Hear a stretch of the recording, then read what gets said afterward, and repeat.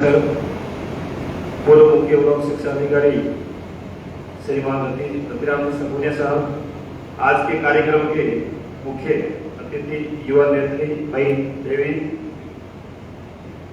और मेरे साथी नंदन जी गोरवाल, पूर्व कृषि मंडी चेयरमैन बालीराम कटारिया साहब, हम सबके हमसे सब मार्गदर्शन करने वाले RS अधिकारी सामाजिक शिक्षा अधिकारी रमेश कुमार साहब और नरेश जी कड़ेरा साहब और सभी शिक्षक साथी मेरे, चाहे वो राजस्थान शिक्षक संघ अम्बेडकर के प्रांत कमेटी के मेंबर हो, जिला स्तर से पधारे हो, और साथ ही उप शाखा टिवरी के सभी पदाधिकारीगण और विशेष रूप से टिवरी उप शाखा के पदाधिकारीगण और भाई साहब जगदीश जी, भाई साहब नेमाराम जी, आप सभी संपूर्ण शिक्षक संघ अम्बेडकर परिवार ने आज बुलाकर इतना स्नेह प्यार दिया, बहुमान किया, इसके लिए आपका बहुत बहुत धन्यवाद, आभार।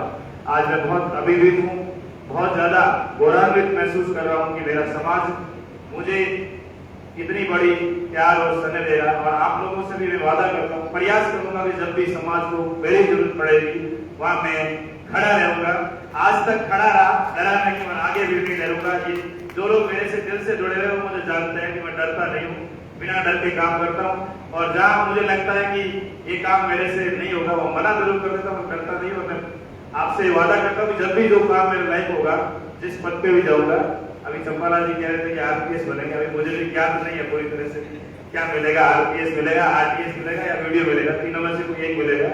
जहाँ भी रहूंगा वहाँ हमेशा समाज के अंतिम पंक्ति के उस व्यक्ति के हित में बाबा साहब की जो सामाजिक न्याय की अवधारणा है उसको मैं जमीन पर लागू करने का सदैव प्रयत्न करता रहूंगा, ऐसी आप लोगों से वादा करता हूँ।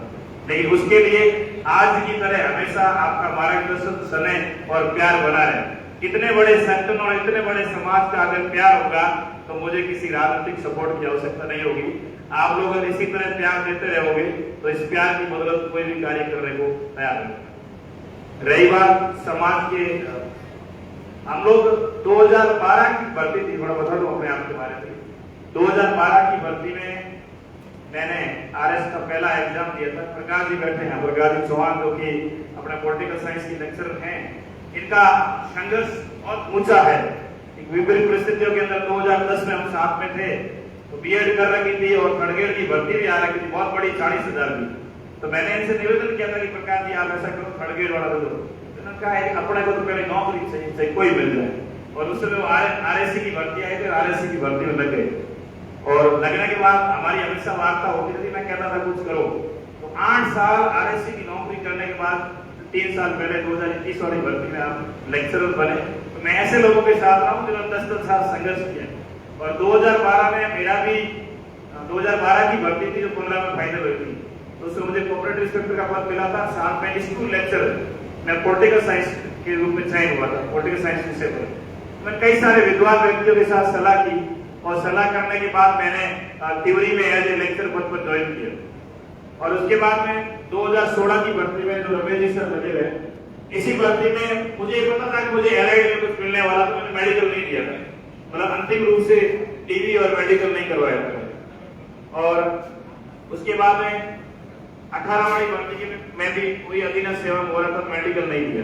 21 वाली भर्ती में भी मेरे मेडिकल देने की कोई इच्छा नहीं थी। मुझे बड़ा दुख है कि मैंने एक पद पर जाकर पद खराब कर दिया समाज में, कि मुझे हमेशा सताता है अंदर से कि मुझे नहीं जाना था।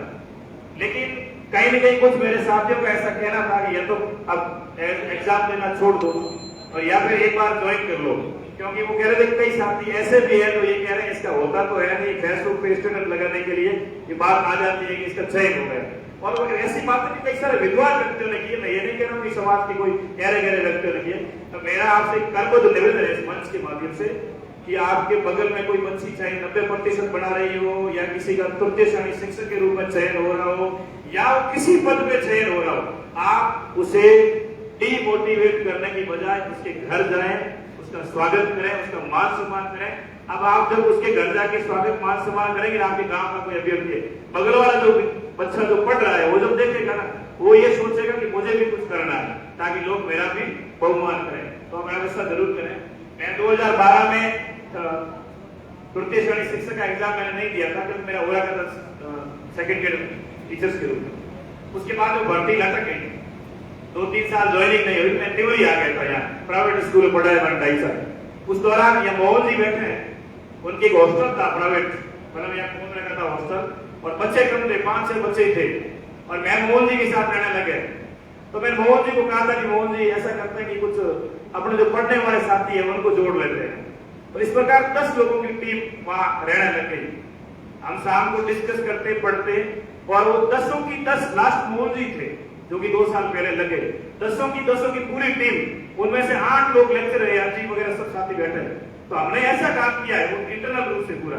उसके बाद में जोधपुर रहा 4-5 साल, प्रकाश जी बैठे कमरा, वो आज भी पढ़ा है रहते हैं, वहां से भी 10 लोग जॉब में जा चुके हैं, एक साथ रह गए। तो मेरे कहने का मतलब है कि आप है ना कुछ दे सके या न दे सके, तो एक साथी को ऊपर उठाने का काम करें। यदि हर शिक्षक ने एक साथी को ऊपर उठाने का काम कर दिया तो ये समाज बहुत आगे जा सकता है। और विशेषकर ऐसे युवा साथी बैठे हैं 2020 की बात की भर्तियों के बाद लगे हुए, 2021, 2023, 24 की भर्तियों में जो शिक्षक बने, उनसे मेरा निवेदन है कि आप एक बार पूरा किताबों में घुस जाएं, और किताबों में घुसकर, कोई जरूरी नहीं सब आइए सारे बने, मैं ऐसा नहीं कहता हूं, लेकिन आप अपनी योग्यता के अनुसार जितना जा सकते हैं उतना जाइए। बाबा साहब ने यही कहा, शिक्षित बनो, संघर्ष करो। संघर्ष का मतलब यही है कि एक बार टीचर बन गए, जो भी जहां बन गए, उसके बाद में 1-2 प्रयास आप और कीजिए, क्योंकि आपके ये प्रयास शायद समाज को नई दिशा दे सकते हैं। हम भले ही सिलेक्शन होने के बाद अपने लिए काम करें, लेकिन जब समाज आपके चयन को देखता है, एक बच्चा और मोटिवेट होता है। जितने ज्यादा लोग उच्च पदों की ओर जाएंगे और सरकारी सेवा में चयन होगा, उतना ही आपका समाज सशक्त होगा, और उतना ही आपका समाज राजनीतिक रूप से आगे बढ़ेगा। तो एक बार पुनः राजस्थान शिक्षक संघ अम्बेडकर उपशाखा तिवरी और की संपूर्ण पदाधिकारियों को बहुत बहुत धन्यवाद कि आपने बुलाया, मान सम्मान दिया और प्यार दिया। धन्यवाद। जय हिंद, जय भीम, जय संविधान। बहुत बहुत धन्यवाद, आभार। आपने शिक्षा के बारे में अच्छी अच्छी बातें बताई। संघर्ष तो आप लोगों ने किया, आपने कठिन तपस्या की, लेकिन बधाइयां हमें मिलती हैं, अपने समाज को मिलती हैं,